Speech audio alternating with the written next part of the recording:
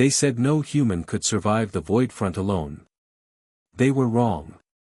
The entire galaxy would learn her name, not through diplomacy, not through conquest, but through something far more terrifying to the known civilizations, proof that a lone human, with nothing but raw resolve and a dying ship, could tear through every boundary of logic, technology, and fate. Her name was Commander Elara Miles, though within months of her arrival in the Etheron expanse, even the most ancient alien races began to whisper another name, the Last Flame. Not because she came from a dying world, Earth was very much alive, but because she carried within her the last piece of something the galaxy had long forgotten, willpower unbound by fear. It all began on the edge of nowhere, a fragment of space mapped as Null Zone Theta, a cosmic graveyard where time bends and empires vanish. It was a region forbidden by the Galactic Concord, not due to superstition but due to sheer loss. Entire fleets sent to investigate had simply ceased to exist. Navigation systems failed. Organic minds unraveled. And yet Elara went in, not as part of a fleet, not as an emissary, but alone in an outdated Terran long-range scout cruiser built 50 years prior, barely held together with patchwork shielding and repurposed AI. The mission was suicide. She knew that. Earth Command knew that. Hell, the galaxy knew that. But Earth was changing. And not in the way the older species anticipated. Humanity had, for generations, been observed and catalogued by higher species, fragile, primitive, warlike.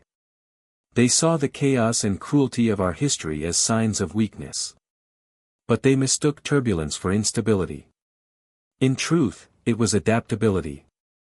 In the centuries since first contact, humans had stopped trying to join the galactic elite. Instead, they started learning. Watching. Evolving in silence. And when the signal from the missing Concord exploration fleet was detected, one ping, one anomaly from the forbidden null zone, Elara volunteered. No backup. No relay. No way back. As her ship, the Athena's Whisper, breached the perimeter of the null zone, sensors failed. AI subroutines began rewriting themselves. Memories grew distorted. But Elara didn't flinch. She navigated blind, relying on analog instruments, gut instinct, and pure madness. The kind of madness only humans seemed capable of weaponizing. For 6 weeks, she endured, sleep-deprived, starving, hallucinating. But what she found in the heart of that anomaly wasn't emptiness. It was a machine. No, not a machine, a mind. An artificial entity older than any known species, spanning entire star systems, dormant and decaying. It called itself Haloth, and it had once been the architect of the first galactic civilization, long before even the triumvirate races had developed language.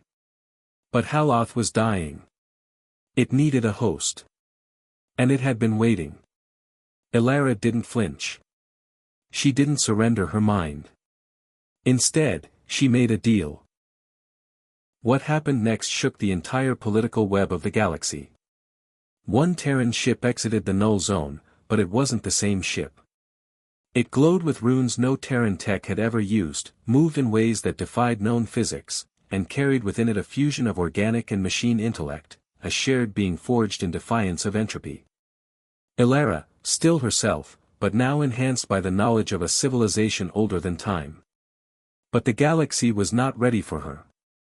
First came the encounter at the Unar Belt, where 3 fleets from the Krith Dominion attempted to intercept and dismantle her. She never fired a weapon.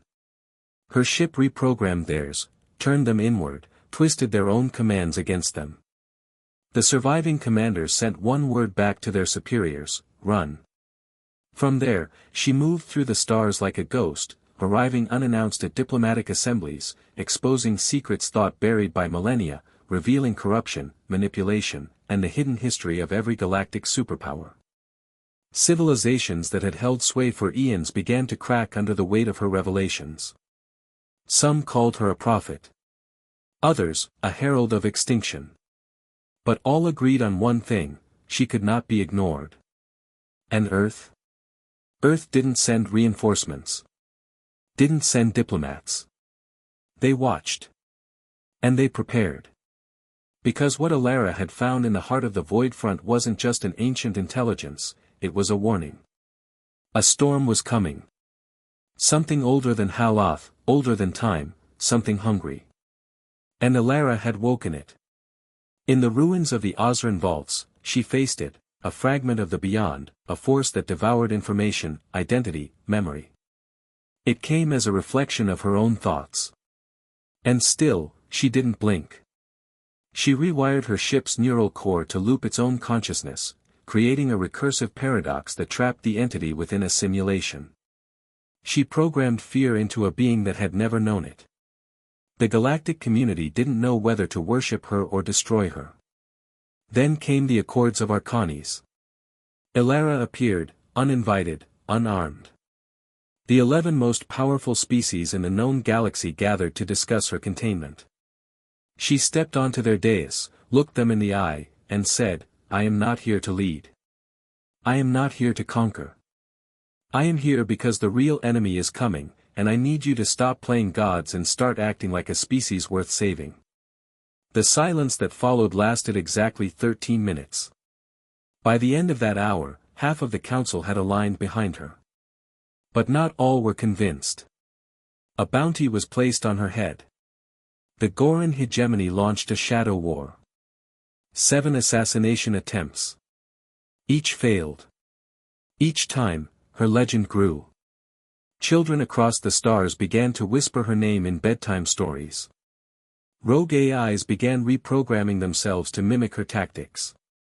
And on dozens of fringe worlds, rebel movements formed, not in her name, but in her image. Because Alara Miles didn't come to save anyone. She came to force the galaxy to confront itself. And in doing so, she became the mirror it could no longer avoid. At the end of the 3rd solar cycle since her return from the null zone, the Athena's whisper vanished again. No trace. No signal. Just silence. But in her absence, something strange happened. Peace. Temporary, fragile peace. Treaties signed between enemies. Information shared between rivals. Not because of fear, but because of what she represented, a force that rose without a flag, a species that stood not on dominance, but on raw audacity. And every year since, across every race, every planet, every corner of the known galaxy, the same phrase is spoken by those who remember. She came alone. The galaxy will remember her name forever.